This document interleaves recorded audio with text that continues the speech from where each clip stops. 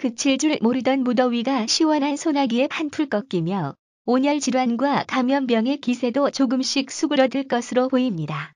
질병관리본부는 26일 기온이 떨어지면 온열 질환 환자 수가 대폭 줄고 해수 온도가 낮아지면서 콜레라, 비브리오 폐혈증 등 수인성 질환 환자 수가 감소하는 데 도움이 된다고 밝혔습니다.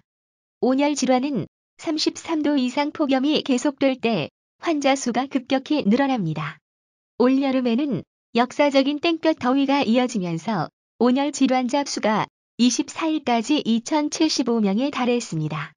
작년 전체 온열 질환자 수의 1.96배, 집계 사상 역대 최고치입니다. 사망자 수도 17명에 이르러 사상 최고치를 경신했습니다. 온열 질환은 뜨거운 햇볕을 오래 쬐거나 환기가 되지 않는 곳에서 땀을 오래 흘리는 경우 등에 발생해 기온이 낮아지면 환자 발생도 많이 감소할 수밖에 없습니다. 기온이 떨어지면 식품 속 세균 번식력도 약해져 콜레라, 비브리오 폐혈증 등 수인성 감염병의 발생 위험도도 다소 낮아지는 효과가 있습니다. 기온이 올라가고 바닷물 등 수온도 높아지면 세균의 번식력은 왕성해집니다.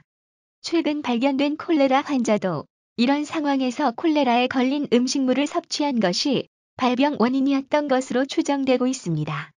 무더위가 기승을 부릴 때 감염된 콜레라 환자의 추가 확인을 배제할 수 없지만 기온이 내려가면서 새로운 감염자가 발생하는 위험은 그만큼 줄 것으로 기대됩니다.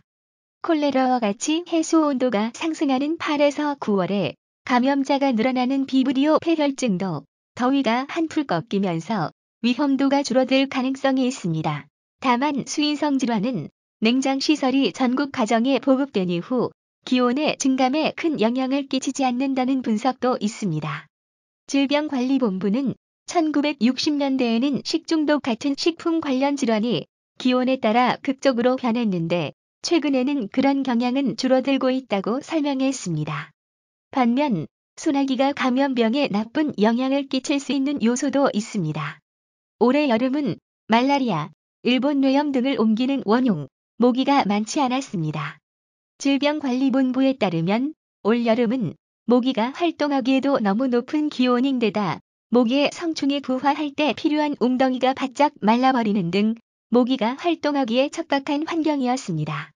그러나 만약 소나기가 쏟아져 웅덩이가 생긴 이후 습한 고온이 다시 지속한다면 모기가 기승을 부릴 위험성도 없지 않습니다. 단, 추위가 일찍 찾아온다면 모기의 활동은 급격히 감소할 수 있습니다.